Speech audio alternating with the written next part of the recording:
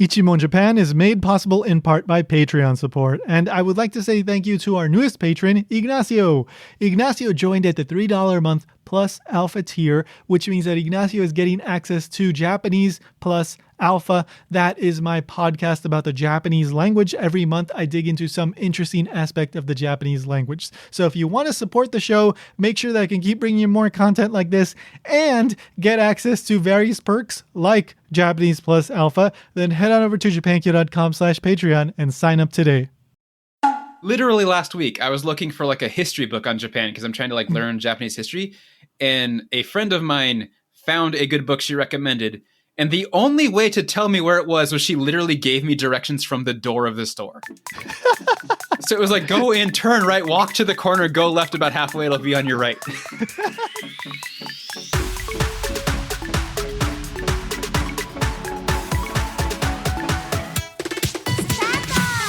Welcome to Ichimon Japan. I'm Tony and I'm Ryan.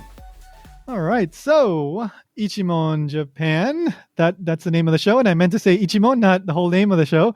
But Ichimon means one question, and every episode we ask one question about Japan. Today's question is, what annoys you about living in Japan? All right. What a dangerous subject. I know, it is a dangerous subject, and we're only going to do fun things today, though. Yeah, Okay, so disclaimers and little points we want to highlight. So first of all, we should point out that I have experience of, well, if you add up all the time I've been in Japan, it might be like something like 5 years, but I've lived for extended amounts of time, maybe like 4 years. Ryan has much more experience living in Japan. How long, roughly? Not much more. I think I'm in my 8th year now. Well, that's double me, roughly. I mean, I guess relatively. Yeah, it doesn't feel like that much. I mean, I have a friend who's been here like 25. Definitely, yeah. And Ryan was there, and then he left, and then he came back, and I lived in 2 chunks, and then but I keep going back for shorter stays. So we've been there a while. We're certainly not the big veterans. Some of the people that have been there the longest, but enough time to notice some of the little things about living in Japan. We got past the kind of honeymoon tourist period. Let's put it that way. Yeah. I think my friend who's been here 25 would love to be in this episode, and he would make our list like 100 times longer. Because he complains about stuff a lot. Yeah. So he still generally likes Japan, but yeah. So yes, I think good point there. So it's okay to complain about something and you can still like it. Like, just because you complain about something doesn't mean that you hate it. It just means that you, at least from our perspective, we like it enough to care about it and find these little things that we think can be better or just puzzle us, right? Yes. As you said, we're both past like the honeymoon period. And I think that's important because I'm trying to think of how to say this.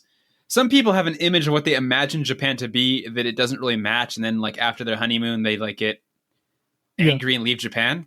Yeah. Well, you're now in Hawaii, but I'm still here. So I'm definitely past that. And like, I understand what real Japan is. And overall, I very much like real Japan and I'm planning to live here forever. So yeah. In case there's a Japanese viewer, this isn't me criticizing like my new home. I like my new home. It's great. But there's little tiny things that are just kind of fun to complain about. Yes, exactly. There's no perfect place in the world.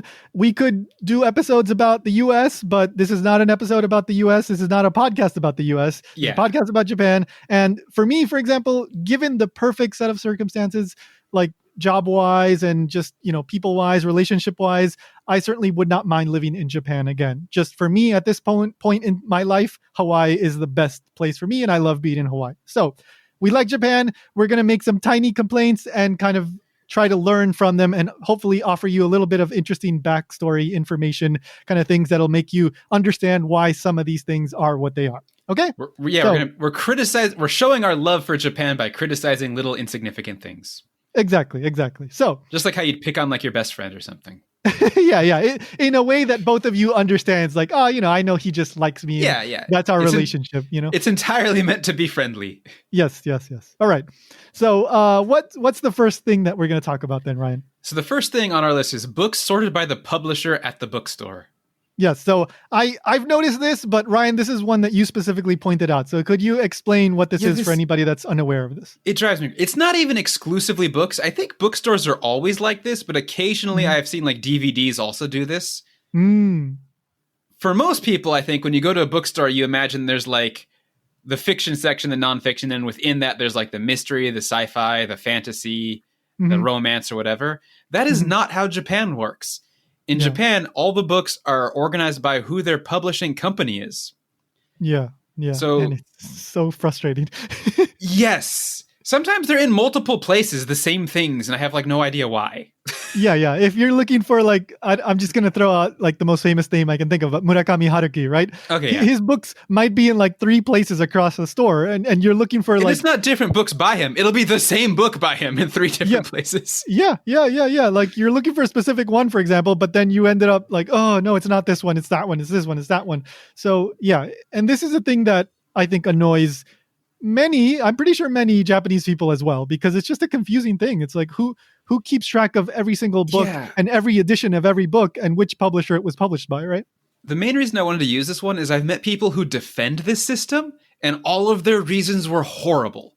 Could you give me 1 or 2? Like what did they tell you? Their main reason was that like because there's a lack of diversity in names in Japan. For example, ridiculous. Like Takada Kenji, there's like thousands of Takada Kenji.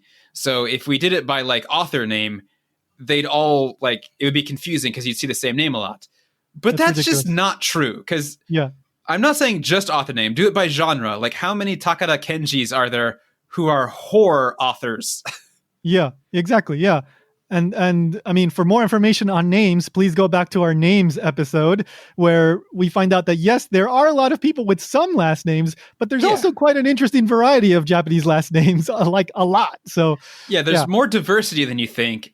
And there's just not that many authors in the first place. So it's not like it's really going to be that confusing. Yeah, and a lot of times there's like kanji variation, or like maybe they write the first name in hiragana versus, kanji. So there's all sorts of ways to distinguish an author, and you have to do that to distinguish yourself if there's somebody that already uses your name, that has your name, right? Like, so yeah. What was, I don't remember her name. I don't know what the reason was for it, but there's a famous author who was like Yoshiko Banana or something. Yeah, Banana. I think it's Yoshimoto. Yoshimoto Banana. I know it was Yoshi something. Yoshimoto Banana. So you can make like a funny pen name. You could do your name half kanji, half hiragana. And that's just on the very off chance someone's in the same genre with you with the same first and last name anyway, which is still very unlikely. Yeah. Did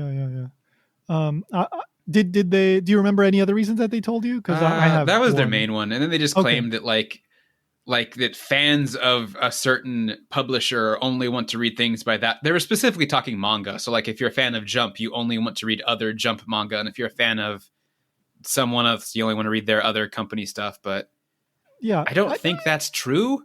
I think that there are cases when that's true. Yeah, but that's like a minority thing. Not only, like, for example, if you read Jump all the time, then you're more likely to want more Jump stuff. But that's not necessarily the case 100% of the time, right? And that's only manga, because the novels do it too. And the novels don't have that many unifying things between them. Yeah. Because Jump is kind of like a genre. It's like action-oriented young boys comics. Yeah, exactly. Jump is shonen. That's why it's Shonen Jump. So it's a genre. It is. Yeah. But like the reason it annoys me is because as my Japanese ability has been improving, I try to like read novels or manga, and I'm not like super familiar with like the Japanese literary world. So I was just like, I'll just go browse like the horror section or the adventure section and find something. There is like no section.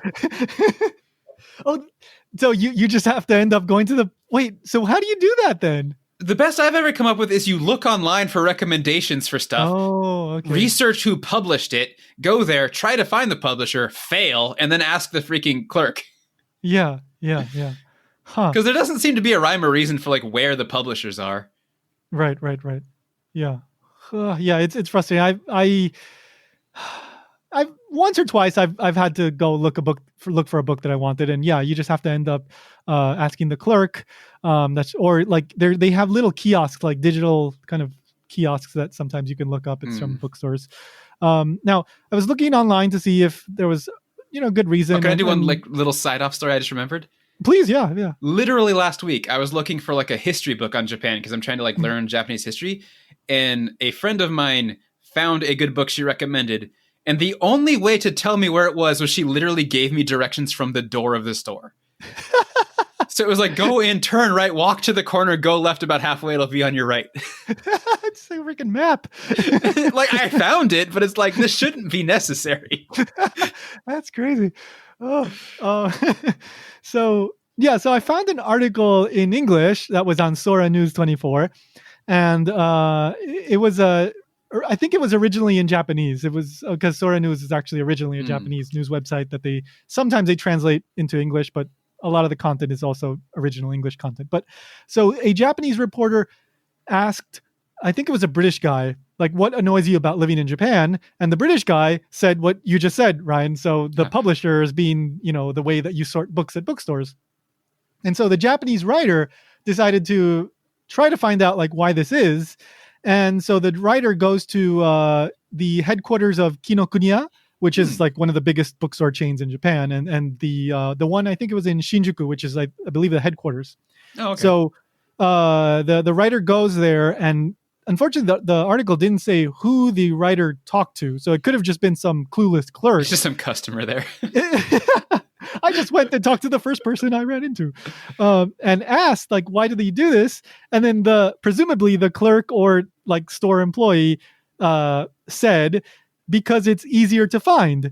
And then the writer said, wait, easier to find for whom? And then the person being interviewed said, for the customers. And then the writer just kind of ends there, just puzzled, like, okay, right. Well, that is an answer, but that was not what I was expecting. The system that apparently multiple people complain about for being so cryptic is the most good system to find things. That's why I suspect it's just some clueless clerk that the person talked to. So I haven't done actual research, but I did ask a Japanese friend, and their theory was that they received the book shipments by publisher. Yeah. So that they just like stick them all up together rather than like mixing them in with other publishers. Yeah, I did look. I didn't do extensive research in Japanese, but I did read a little bit, and it seems like that is part of it. It all kind of stems from as what I was able to decipher is that book publishing houses just have a very strong hold over the market, and the way they have formed the system, it really is to their advantage. And so, yes, it is easier to display like everything from the same publisher because they probably just ship it all together, but it's also more beneficial for the publisher. They just, make sure that everything is a certain way.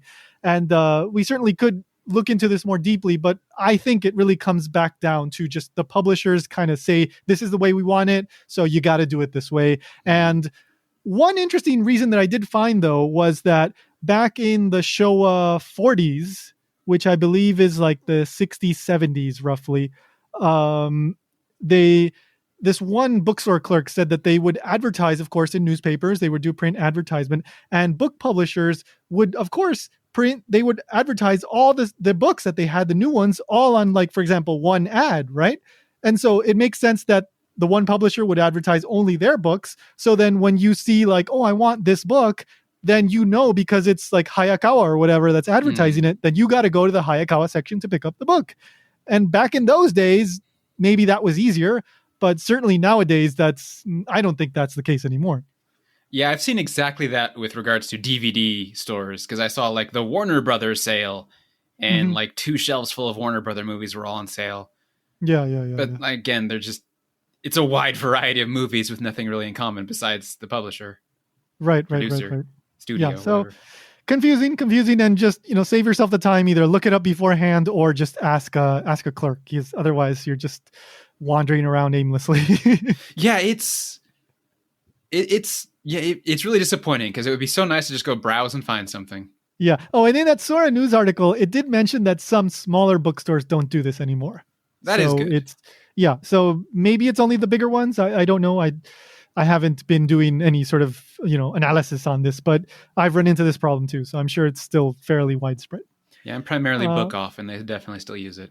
Yeah. All right. So what's the next one? So the next one is just called the McDonald's Ice Cream Float Incident. So that's mine. All right. So I think this kind of thing happens from time to time, even if it's not this exact thing that happened to me. But basically, one day when I was living in Japan, my friend gave me a coupon to get an ice cream float at McDonald's. And I nowadays I don't go to McDonald's. I just would rather go to other places for burgers and stuff. But just it was a coupon. I wanted an ice cream float. It was hot. It was the summer, so we went. And I had my coupon, and I said, "Can I get an ice cream float?" And here I am, all happy to get my ice cream float. And then picturing like a smiley Nico Tony. Yeah. A little child Tony. And the thing about ice cream floats in Japan, at least at many fast food places that I've noticed, is that the default is that they include ice in the float. So you get soda, ice, and like soft serve ice cream on top. And so in Japanese, soda, ice, and ice. Yeah. Yeah, exactly. Comes with the ice comes with ice. So and I don't like that. I don't. You didn't want know ice cream is shortened to just ice in Japanese. Yeah. The hard ice cream is shortened to ice, and then soft serve ice cream is softo. Yeah, softo. It's just soft. So I don't like ice in my ice cream float because the soda gets watery, the ice cream gets watery. And so generally I ask for the ice not to be included. And so that day I'm speaking Japanese to this young female clerk, and then, probably just maybe a college student, a high school student. I don't know. But I say, can you please not put ice in it? Kori nashi or something like that. And she says, sorry, I can't do that. And then I say, oh, okay, well, can you just like not increase the amount of anything? Just keep out the ice and you can serve me less. And she said, sorry, that's just not allowed. And so I was just there, and I decided, okay, then I'm not going to get the ice cream float. And me and my friend, then we just left. I hope, I don't know if I came off as a bit of an a-hole, but I'm sorry, but I just did not want ice in my float, and I think I have the right to that. Maybe I'm an entitled American. There's a slim chance. This is probably not the case, but imagine if you were paying full price without the coupon, she would have done it. But with the coupon, like, no, this is how you get it. So again, I don't think this happens everywhere, every single time, because near where I lived in Kobe, there was a chain, or a location of a chain, a local chain, probably only Kansai, that was called Domu Domu Baga. And Domu Domu offered ice cream floats. And so this place was right where I lived. So every once in a while I would get an ice cream float, and I would go and I would ask for no ice. And you know what would happen? They would give it to me without the ice. I've never had someone like not do it. I don't remember where. It might have been McDonald's, but I did once ask for no ice, and they just filled it up like 70% instead. Yeah. But yeah, I can live with that. Yeah, that's fine. Yeah. When I was new to Japan, and when I lived in America, I would often have little small things like no pickles or no tomato or whatever. Mm-hmm. And from my experience, usually you can do that, but it's usually a hassle. So now I just never do. Yeah. I mean, and this is like, you can say that this is this kind of Japanese thing to really always stick to the rules and never bend the rules, which can be annoying at times. But this is also, I think, in a way, a kind of reflection of the fact that Japan is such a, safe society. So it has this kind of like good and bad, right? Yes, people follow the rules, but that can be extremely stressful for many people. But also, it's also part of the reason why it's also so nice to live in Japan. So it's this kind of, you get the good and the bad, right? I will say the quality of McDonald's here is way better than in America. Yeah. Everybody that I've ever spoken about that, they always say that. Yes. I never went to McDonald's in America, but it's awesome here. Yeah. Both Japanese and foreigners, they pretty much always say that. So I do want to point out, like, our original idea that became this episode was kind of about Japanese customer service not being as great as Japanese people say. I want to point out, like, in Japanese, there's a phrase, it's like hyakusan wa kami-sama desu, which is like the customer is God. And it's totally not true, because if you ask for anything to change your order, they're just like, no. Yeah, exactly. Can I have no ice, please? No, follow the rules. As long as we offer that service, then you are God. As long as you don't ask for anything special. Yeah. All right. So what's up next then? Our next one just says zombie irashaimase. Okay, yeah. So this is one that my friend, who also has experience living in Osaka, She mentioned this, and hey, if you're listening, but this is something that I kind of thought about too before. It's kind of funny. To me, it was funny, but only like tiny bit annoying. So of course, when you go to pretty much any store in Japan, you get the irashaimase, irashaimase, irashaimase, and sometimes you get like really energetic ones like irashai, irashai, right? Like all kinds of variations of irashai. And basically, you can say that just means welcome, right? They're welcoming you into the store. And whether it's a restaurant or a konbini, pretty much everywhere they will say that. That's just, you start to like kind of zone out after a while. You don't even notice it when you live in Japan. Yeah. And but something funny that happens is, of course, you get like anywhere else, you get, maybe it's like a teenager or some young person that's working at a store, or maybe even it's an older person that's just working there that doesn't really care so much about their job. They don't really care too much about the irashaimase. And so you get this kind of like they're dead inside irashaimase. Irashaimase. It's this kind of like they're shelving something and they don't even look up at you. They don't look around. They're just, when they hear other person say irashaimase, they just go irashaimase, irashaimase, irashaimase. Yeah, a lot of stores also have like some kind of ding when you come in so that they can hear you enter. So they may not even try to look. Yeah. They just, like, you can tell they don't care. They're just saying it because they have to, and they're just doing what they have to do. And to me, that's both funny and like, I can get how it's like a little bit annoying. It's kind of like, well, you know what? This whole custom is kind of like, we don't have to do it, right? Yeah, for me, this isn't something that annoys me. I would be more on the like, I wouldn't care if they just didn't say it, but yeah. It's fine. Like, I'm not going to complain. Yeah. I really like the creative ones, like when they, or the really energetic ones, like when you go to, like, for example, a festival, a matsuri, and you have like the guy that's standing in front, he's going like irashae, irashae, irashae, or like at the fish market or something like that, like there's really like, that's fun. Yeah, I love those guys. I also like to, so irashaimase usually is always clear, but when you leave, they always say some kind of goodbye phrase. Yeah. And sometimes it gets contracted so much, it's just like a weird blur word. Yeah. Vas. Or like, yeah. Like, I really like that. That's not like, genuinely, that's not a complaint. I like that language can do that. Yeah, like arigato gozaimasu often gets translated, shortened to like azamas. Yeah. So I that doesn't bother me. I laugh. I so this one's not really a complaint, just like a strange thing that we both enjoy. Yeah. Anyway, actually, in my school too, the students, like, especially the sports teams kids, they're like, they have to say konnichiwa to teachers who walk by. Yeah. And most of them say it like understandably, like, konnichiwa. Yeah. I'm going to try to do it how the sports boys do it, because they sound almost military because they contract it so much. It's like, konnichiwa. Yeah, you get a lot of that kind of, It's only them, and it's always just like, it took me a year to even like realize what they were saying, because it's just so weird. Definitely. Hi. Hello. All right. What's another one then? We actually skipped this one, but fake leaves in Bento.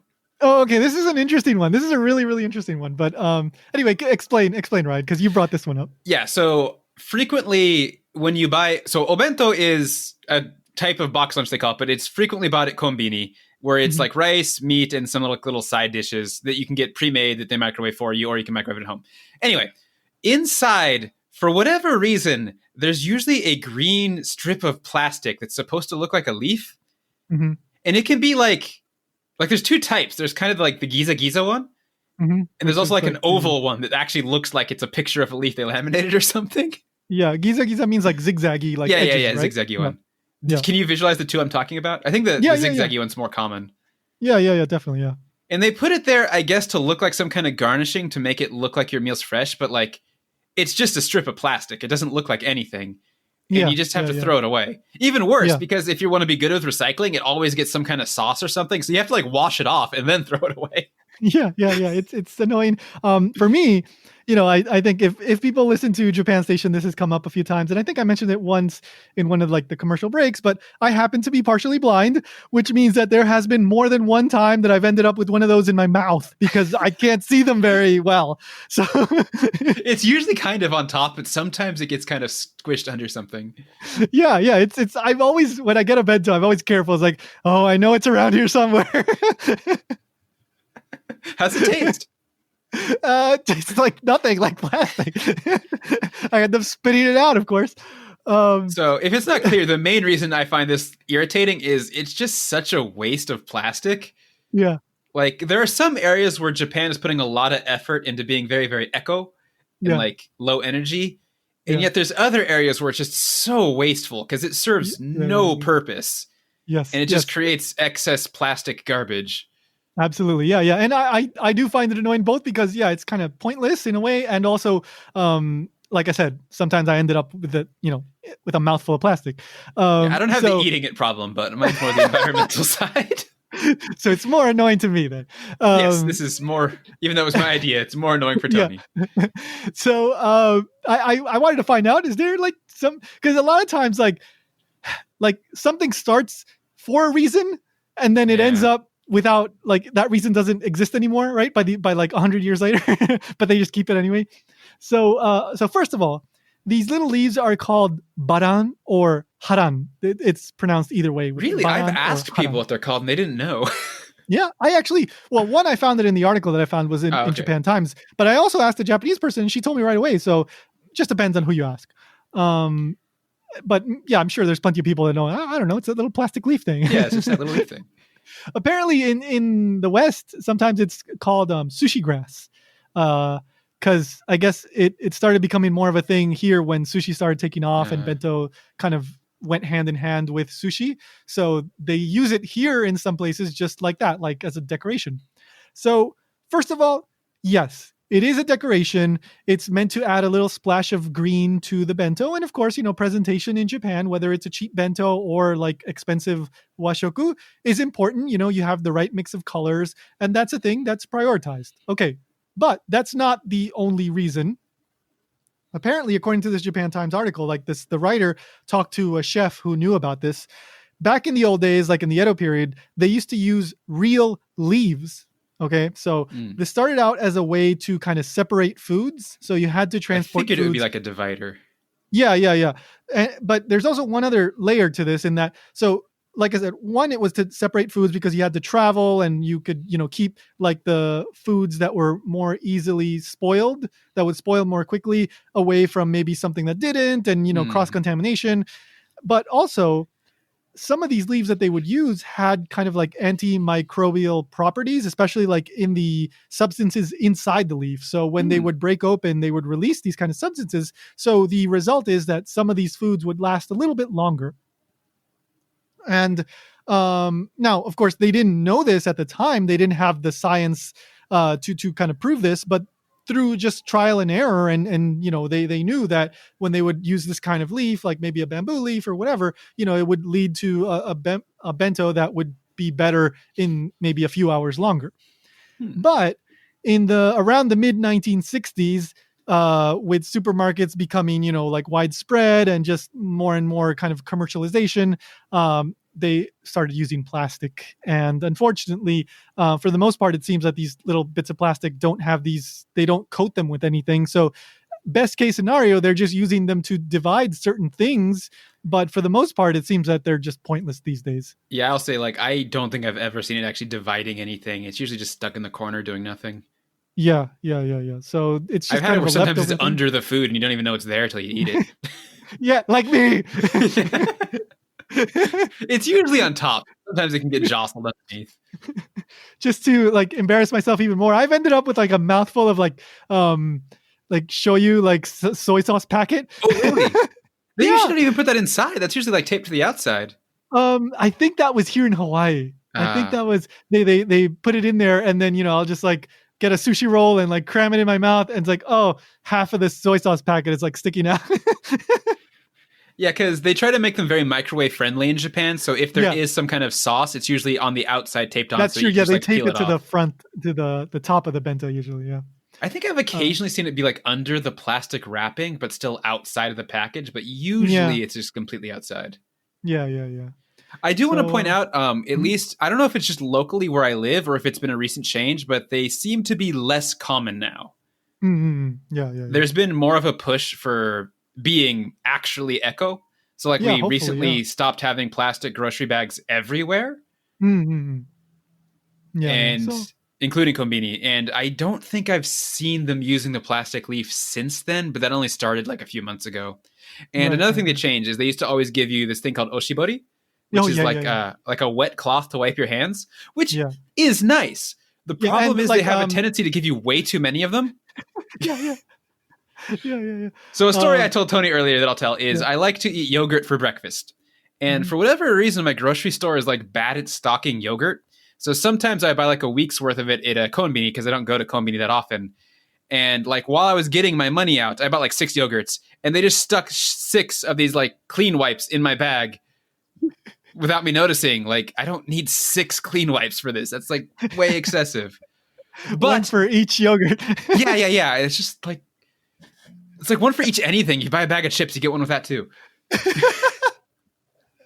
Jeez, however, now they have changed their policy. So there's like a little basket that you can take one freely if you want it. Otherwise, they don't give it to you to try to cut down on the unnecessary waste because nobody used them at the frequency they gave them to you. Yeah. Definitely. Honestly, I literally have packs of them like on my kitchen table now and laying on the floor because I'm just like overwhelmed with them. Yeah, I would often, when I was living over there, on my kitchen table, I would just have a bunch usually. Yep.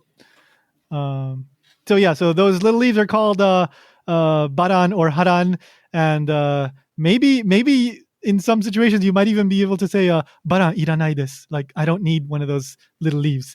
What are they going to do? Open the bento, take it out, and close it back up? Dasu kudasai. Take it out. such an it's like sealed in plastic. Don't do that. If you're stuck with it, don't make the poor clerk take it out. Anyway, let's take a break here and we'll come back with a few more. Hey, Tony here. If you're a regular listener, you may remember that a couple of episodes ago, we did a really fun episode about funny or embarrassing Japanese mistake stories.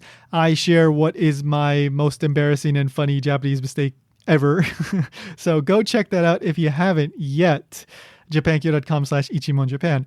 But a fun thing that has happened since the release of that episode is that a few listeners have reached out, emailed me, or via Twitter sent me their funny, embarrassing Japanese mistake stories. And I really want to do a part 2 to that episode, but before I do that, I need more stories. I need at least 4 or 5 more stories, I think. So there's gotta be more funny mistake stories out there amongst you, the wonderful, wonderful listeners. So just stop for a second, think, and if you can remember anything at all, please send me an email to ichimon@japankyo.com. You can also actually just tell me your story, like say it into your phone, record that, send me the file of that, and then maybe I might even be able to use that on the show. Worst case, then we just summarize the story. But whatever you want, you can write it, you can actually speak it into your phone, just email it to me at ichimon@japankyo.com. And hopefully if I get enough submissions within the next month or 2, then maybe I can do a follow-up to that episode in early 2021. Okay, so again, ichimon@japankyo.com. Don't forget, think about it, tell me your stories. I want as many as possible. All right, now before we get back into the show, I just want to mention that the new episode of Japan Station just came out a few days ago, and it's a really fun one. I had a really fun time recording that one. It's with comedian Kilara Sen. She is a Japanese stand-up comedian and a really funny person with some great stories. So go check that out. That is episode 55 of Japan Station. You can find it at japanstationpodcast.com or wherever you get your podcasts. All right, so let's get back into the second part of the show. Welcome back. Welcome back. I was clearing my throat. Beat you to it. All right. So let's talk about the next one, which has something to do with shopping in Japan. Yeah, so this was a friend's recommendation, and it is cashiers that walk you out to the door. Okay, so this is, I think it's a very, well, I encounter this in Japan from time to time. I've never encountered it in the West. In the US, I can't remember having this happen. But then again, maybe I don't go to like the super fancy shops and do like super fancy shopping. Yeah, I've almost never encountered this. Yeah, I've had it. I think it happens when when I've been shopping with the girl. I'll put it that way. Okay. So, the only times I can think of this happening to me is one when I bought a computer, but it was nice because he was carrying the computer to my car. Right. Yeah, that's a little bit different. Yeah. Like, I think at my real estate office, like when I got an apartment, they walked me to the door, but that was like a big thing. So I was like, those are big expenses. Yeah. I think this happens at kind of nice like women's like fashion stores aimed at women. This is somewhat common. Okay. So let me explain. So like I said, this was from the same friend that offered the other one that we talked about earlier, lived in Osaka. And so she would go out to shop with another female friend.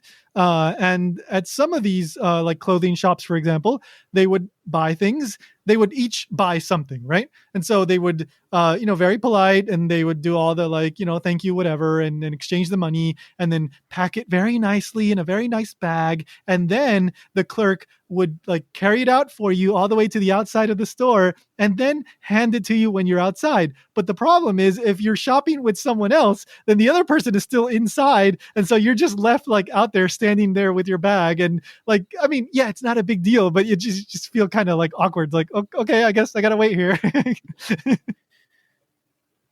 So yeah, but then it's like you're inside waiting for her to come out and then you're going to go out anyway. So it's this kind of like awkward thing where it's like, okay, I could just wait here. I mean, like I could just stand next to my friend, So I'm going to say like, I've never done high women's fashion shopping, whatever. Yeah. I'm curious, was your friend like proficient in Japanese? Because can't you just say like, I'm with them and then like... Oh yeah, she's good at Japanese. So okay, so that just didn't work. Yeah, similar things have happened to me where I'm like, oh, okay, I guess I'll just wait out here, Especially when you're not expecting it, right? It's like you feel awkward because they just start going. Yeah, it's like, hey, that's my bag. Like, don't go anywhere. But it's not a big deal. It's not like something that you get upset about. I think most people wouldn't. It's just this kind of like, you didn't really have to do that. It's okay. But anyway. I've never had them. Yeah. Again, they carried my computer. That's the only time they've ever like carried my product. Yeah. The only other time I can think I've seen this, where I live, for whatever reason, we have a whole bunch of car stores. Mm-hmm. And occasionally when you're driving by, you see someone buy a car and then like the whole staff goes out to like the road to like bow to them as they drive away. Yeah, that's both nice, but also I think if you're in that situation, at least for me, I'd feel kind of awkward. It's like, you guys don't have to do this for me. Or one time I was in I think it was either Tokyo or Osaka, I don't remember, but I went to a Uniqlo right as it opened, and the entire staff was there lined up on either side, and they were like bowing at you as you walked in. I feel like I'll come back in an hour. Yeah, I was like, okay, you guys don't have to do that. I'm just going to get some cheap shirt. You're Uniqlo. What do you expect me to get? Cheap clothes made in China. But we're going to bow at you. Like the whole store is going to bow at you, It's like, yeah, no need. But that's the whole like Japanese, that's the kami-sama thing you were saying, right? The customer is God, as long as you're doing what we allow you to do. As long as you follow our rules. Yes. All right. What's the next one? The next one is about toilets. Okay, wonderful. We always love talking about toilets. So. This is actually probably my biggest complaint. And from most Japanese people, I think it might be their biggest complaint. Yeah. So in Japan, there are two types of toilets. Mm-hmm. I guess three if you count like the urinals, but yeah. So yeah, the urinals like Western style, normal throne style toilets like you'd expect in the West, and what they call washiki, which is Japanese style, which is a hole on the ground. Do you have a nice way to describe it? Toilet. Yeah, just you got to squat toilet. down. Okay, yeah. I don't know if that sounds better or worse. And I don't know, but yeah, I think people generally have an understanding of. Look it up, washiki toilet. Yeah, I wish I had done research because I kind of forgot about this topic when we were or this particular complaint. But it seems there's like a rule where there must be a washiki toilet, but there doesn't need to be a Western toilet for public buildings. it seems like it's fairly easy to find like one, like in a bathroom, right? Usually there's like one stall, or maybe if it's a building, maybe it's not every single floor, but every other floor might have one like washki. Like it's not that hard to find. Oh, so I actually think it's the other way. I think they're more common than the Western ones. Oh, really? In public buildings, because that's what I think there might be some kind of rule. Because in private buildings, like if you go to a mall, you might not even ever see them. Like they'll all just be the Western style ones. But like, for example, since I've worked, like I said earlier, like 8 or 9 schools, we have a huge problem with like, we have dozens of washki toilets, and maybe in the entire school, there's one Western toilet. Yeah. And it creates a problem because nobody wants to use the squat toilet. And I don't just mean me, other Japanese people don't want to use the squat toilet. Yeah. I think generally speaking, most Japanese people tend to avoid it. I mean, yeah, they do sometimes, but they tend to avoid it. Since I've lived here 8 years, I think I can comfortably say at this point in my life, literally hundreds of times, I have been like the person in the Western toilet, and there is a Japanese toilet next to me. I hear someone come in, they try to open my door, which is locked. They open the door next to me, see it's Japanese style, they close it, they walk out, and they look for another bathroom. Yeah. And I mean, with the aging population too, right? Like, I mean, that's not a comfortable like a bad hip thing or a bad knee. Yeah, that's tough. That's really tough. So I don't know if it's like the same problem with girls' toilets. I'm curious. I've never been in them to see. Yeah, I don't know. But yeah, in my school now, all of the staff restrooms we have urinals and we have Japanese style toilets. There is no Western style one. So all of the men use the students' bathrooms, because like a couple of the students' bathrooms have the Western style ones. Wow. And it's kind of funny because the other time I was like walking and like right next to me was another teacher walking, and we like noticed we were both going to the bathroom, and there was only one Western style one, but there was still the Japanese style. And he was just like, you can use this one. I'll go to the next one. Because the idea of using the squat one never occurred to either of us. In my mind, they're like emergency usage only. Definitely, yeah. It's and the first time as a Westerner, like the first time you see one of those, it's always like, oh my god, how do I use my face? Yeah, I have used it, but it was an emergency. I think I have too. Yeah, I think once or twice. I think maybe I was like in a tiny izakaya, and there was like that was like the only thing there. Yeah, it's like a tiny bathroom, and that was the only thing there. I have a vague memory of that. Yeah, I was at a card shop because I play Magic the Gathering here. Yeah, and there was like a shared bathroom for that room of the building and like the next building. Mm-hmm. It's just one little toilet, and it was that, and I had to go quickly, like 5 minutes between rounds. So I was like, okay, I guess I'll suffer. Yeah. But yeah, I will say again, like private buildings, like shopping malls, movie theaters, usually never a problem. If you look, you can maybe find the washki toilet, but the Western style ones like overwhelm them like 9-1.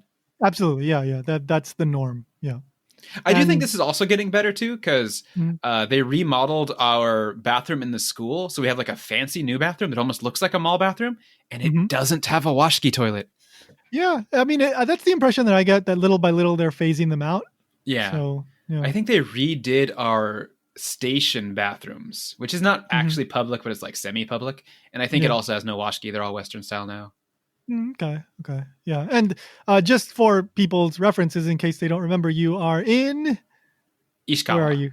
Ishikawa. Yeah. So you are not in Tokyo. You are in Ishikawa. So that's just, how it is there. But like I said, I do think it's not that super hard to find the washki toilet.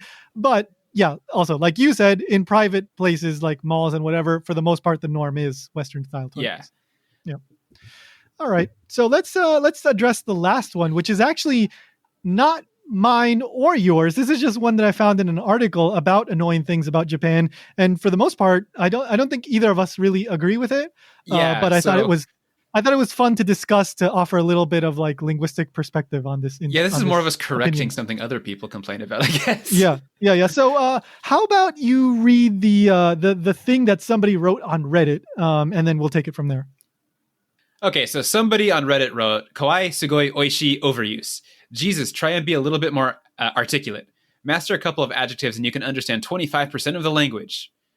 All right. End of quote. So this is someone complaining about people using single word adjectives too much to describe things. Yeah. Okay, so let's address this. So first of all, yes, those words do come up of fairly like often. I think they are quite common words, and you hear them both by men and women and all ages. And they're common. They're very common. Let's just kind of. I'm just gonna knock the legs out from under the whole 25% of the language use something more. Well, as a language learner, hey, you know what? Less words you got to learn, even if that is the case. Good for us, we don't have to worry about having to say delicious 10 different ways, right? We can just stick to oishi, and we're good in 99% of the cases. So just real quick, so kawaii, cute, sugoi, amazing, great, oishi. They translate as delicious, but that's like a mistranslation, kind of. It's tricky, but I mean, it means good tasting food. Exactly. Yes. I only mentioned. Okay, I'll go on it now since I kind of brought it up. So some other commenter was complaining that they always use oishi, but saying delicious in English doesn't sound natural. That's because it doesn't translate to delicious. Exactly. Thank you. Yeah. So that's another thing, is that these words are either not one-to-one. I mean, they're not. Yes. They're not one-to-one. It's not like you said, oishi does not necessarily mean delicious. In some cases, yes, you may translate it as that because that's what the occasion calls for. But the fact is that language, especially with a high context language like Japanese, where words, can mean multiple things more so than in English, where I think things are a little bit more concrete. These words are very flexible, and they may not always mean the exact same thing in English. So my comment is, I agree. Calling everything delicious sounds unnatural in English, but calling food good sounds natural in English. And since oishi sounds natural in Japanese, most of the time the correct translation would just be good. Yes, exactly. Yeah. So I'm just going to say, the vast majority of the times in English, when something tastes good, you say, oh, that's so good. That's good. That's really good. Oh, wow. Oishi. That is good. It's the same thing. We're using the same word most of the time. So what's the big difference, right? Their dictionary told them it's a different word, and they didn't like that different word. Therefore, Japan is wrong? I don't know. Yeah. It doesn't make any freaking sense. And also, there's a lot of variation to how you can even say oishi. So, for example, there's this happens with a lot of e adjectives, the adjectives that end in e, but you can chop off the e and end in a glottal stop. So oishi, or sugo, as in sugoi becomes sugo, right? Where you cut it off right at the end, and that is almost like a nuance of surprise and emphasis. Right? It's like, oh man, I wasn't expecting it to be so good. Whoa. I think it can also be so the most common way I hear that glottal stop is really hot is atsu. Yeah. Which I don't know if that's surprise or just frustration, but or samu, which is cold. Samu would be hot. Or cold. Yeah. So it could be surprise or frustration, something like that, some kind of extra layer of heightened feeling. Right? I will point out that I think this is a very common mistake for Japanese learners. When they don't understand the nuance, probably any language learners, honestly, when you don't understand the nuance to the language, you incorrectly assume there is no nuance. Yep. You don't even know, right? So you can't know that you don't know. Right. Because I remember myself too, everything sounded in Japanese so plain and so directly to the point, not with all the flavor English has. But now that I'm higher level, no, it has tons of flavor. I just didn't understand it back then. Yeah. I used to think the sentence final particles just were dressing for no reason, and now I know what they're doing. Yes. Thank you. Yeah. So you bring up another thing where okay, so you have oishi, all right? But you can also add sentence final particles, like you said, ne, yo, yone, na, ze, zo, all these different things at the end to oishi, add another. Oishi na. Yeah, exactly. To add another layer of meaning. And these particles at the end don't have their own semantic meaning, which means you can't translate ne as anything. You can't translate yo as anything. These don't have meaning in and of themselves. They add extra meaning to the statement that you're making. They're not just decorations. They actually do serve a purpose. Yeah. So if somebody's saying oishi ne, they're using oishi, but that ne is giving it an extra layer of something. So also, of course, you can add totemo oishi. That makes you sound a little bit more formal. You can say mecha oishi ne. Yeah. When mecha is more informal. It could be mecha or it could be mecha. Yeah. So that's very common in the Kansai area, but it's become fairly widespread. Yeah, they say it here. Yeah, so that's almost like saying like, oh, that's freaking good. That's something along those lines, I think. But just depending on how you say it, you go from something sounding more polite to something sounding more casual and even perhaps vulgar. Even though it's the same word, it just depends on how you actually say it, right? I especially like sugoi because you can use it to mean like amazing, great. You can also like use it as an adverb, and I don't even mean sugoku. You can say sugoi oishii. Yeah, exactly. There's that. Yeah, you can, without turning the e into a ku. That happens with some adjectives as well. So yeah, you can combine exactly sugoku oishii or sugoi oishii. So there's different ways to sugoi combine oishii sounds stronger to me than sugoku Yeah. oishii. So like sugoi, for example, in some e adjectives, you can modify them into an a sound. So suge, like that sounds kind of like a guy would say that more than a girl. But yeah, but some girls would say that too. So yeah, there's just you don't really say much... oishii. Oishii. Yeah, you can't say oishii. Oishii. Kawaii.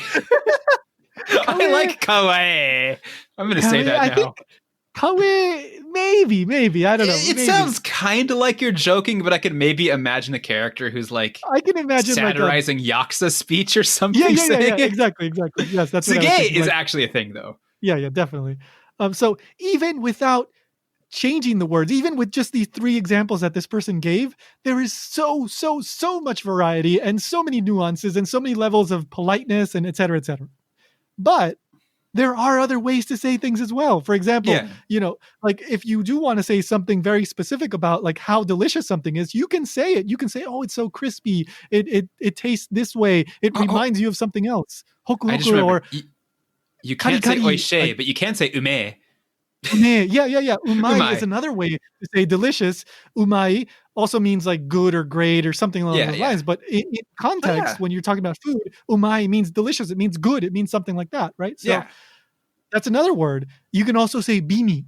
Bimi is not something most people would say because it sounds kind of ostentatious, kind of beautiful, pompous, beautiful taste. Yeah, and just Dragon Ball, because Dragon Ball comes up on this podcast from time to time. We always make Dragon Ball references. But Lord Beerus, he says Bimi, I think. It's either Lord Beerus or Weedus? Or not Weedus. Yeah. Weedus, please. Beerus and Weedus. Beerus and Weedus. They actually both derive from virus, but anyway. Beerus is from beers, isn't he? So it's kind of, I think it's debated. It was kind of beer. They wanted to have Weiss be whiskey and beer be beerus, but there was an original inspiration in some like prior version of beerus that actually came from virus. So that makes sense. I also heard that actually was just his cat's name, and he after the fact tried to make it like a theme of alcohol, but it really was just the cat's name. Toriyama drew beerus based on his cat. So like the visual inspiration for it was his. He has a very rabbit-like cat. Yeah, I guess so. Anyway, the point is that these 2 characters, I think, I don't remember if it's both of them or if it's Weiss or if it's Beerus, but I think it was Weiss. But he says Bimi because he's this kind of like proper, he's an angel. He's this kind of proper, almost aristocratic-ish character, right? You can tell because when he laughs, it's oh. Exactly.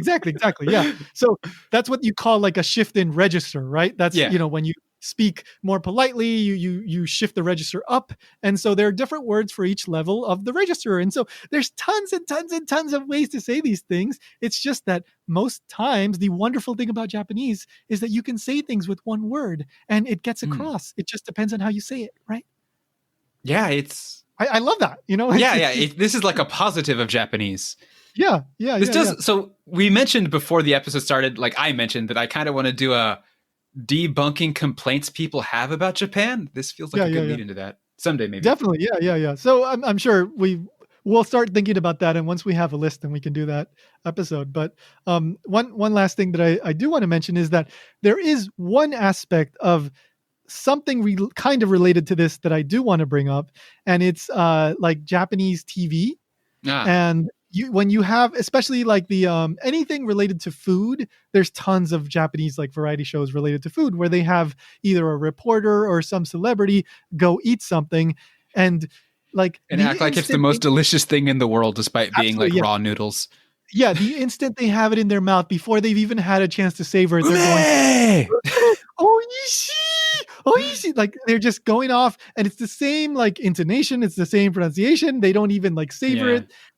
Now, often after that first reaction, they do go into a little bit more detail, but it's just like a set formula for the TV like report or segment that they have to react that way. And so that kind of, in the same way that, for example, like fake laughter on a sitcom kind of annoys me, this kind of annoys me because I'd rather get like the details. Like I'm already assuming that it's going to be good because everything on Japanese TV is going to be good.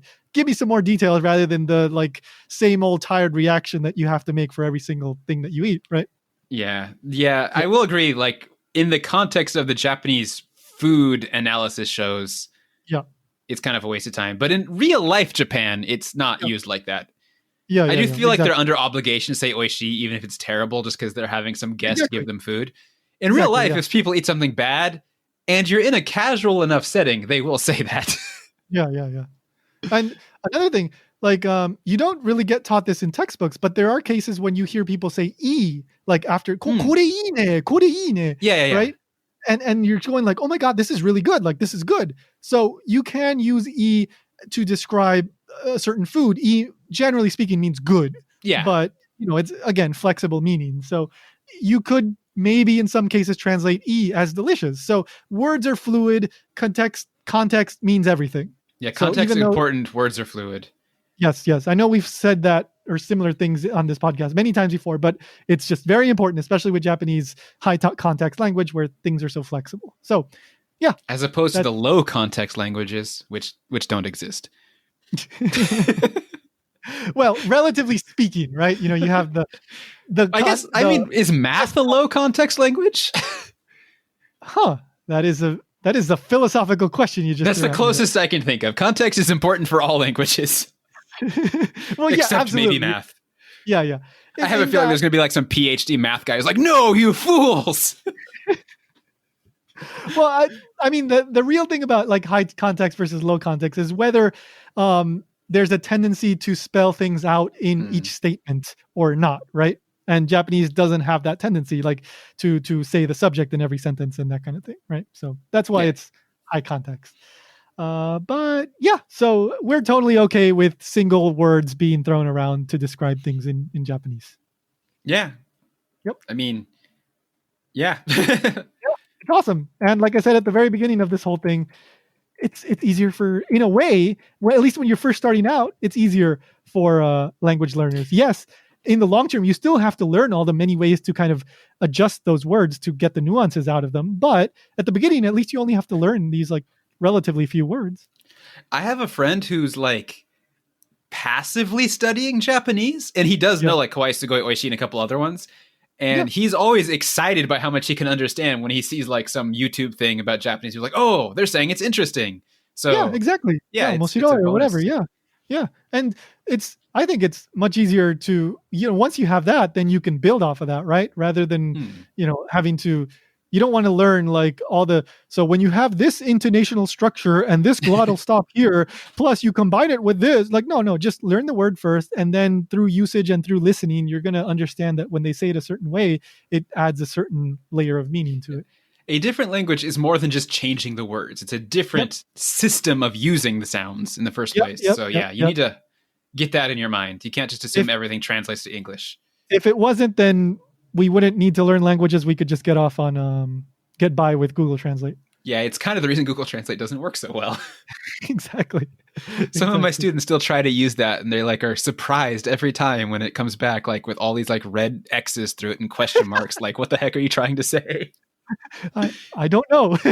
In case you need to rely on Google Translate, it's pretty good for very simple single sentences, like the bathroom is over there. Yeah. But anything more complicated than that, especially with Japanese, you just get incomprehensible nonsense. Yeah.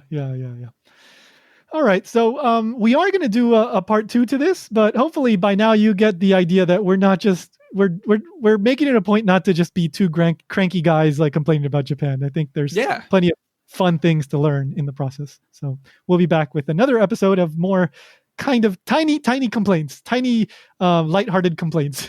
Since I'm the one living here, I am going to point out, I think my complaints are done. So any Japanese people listening, you can direct all your anger at Tony now. Ichimon at japankyo.com. Send me if you have any complaints, send them over. I'd love to hear that would be cool to have some user ones. Definitely. Yeah. All right. So as the one in Japan, I love Japan. Please don't be angry at me, Japanese people. Yeah. And as the person that keeps trying to go back to Japan at least once a year, I love Japan too. All right. So see you next time. See you next time.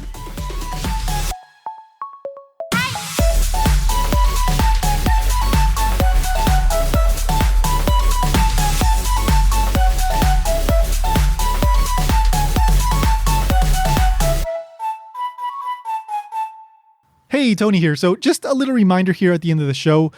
Everything that I produce via japankyo.com is independently produced by me. So I put in the time, the effort, the money. And although I am not complaining at all, I love all the stuff that I'm getting to do through japankyo.com, producing the podcast from beginning to end. It's great stuff. And I feel honored that I get to do a lot of stuff that I get to do. But like I said, it does take time and money. And so if you want to make sure that this is a financially viable thing for me to do, then you can do a few things to financially support the show. You can become a patron over at japankyo.com/Patreon, or you can go to kimitodesigns.com, pick up a t-shirt or a hat or whatever else I have on sale there. Or you can do something else that won't cost you anything extra at all. But the next time you do your shopping on Amazon, just use the japankyo.com/Amazon affiliate link. And like I said, it won't cost you anything extra, but a tiny percentage of whatever you buy will come over here so that I can keep paying for hosting and doing the various things that I do here. I know times are tough, so if you can't become a patron or whatever, that is totally fine. I just hope that you are getting entertainment and information and you are just enjoying the stuff that I'm putting out. That is the ultimate reward for me. But for those of you who can afford to support the show, well, then there you go. You know what to do. All right. As always, thank you for listening and see you next time.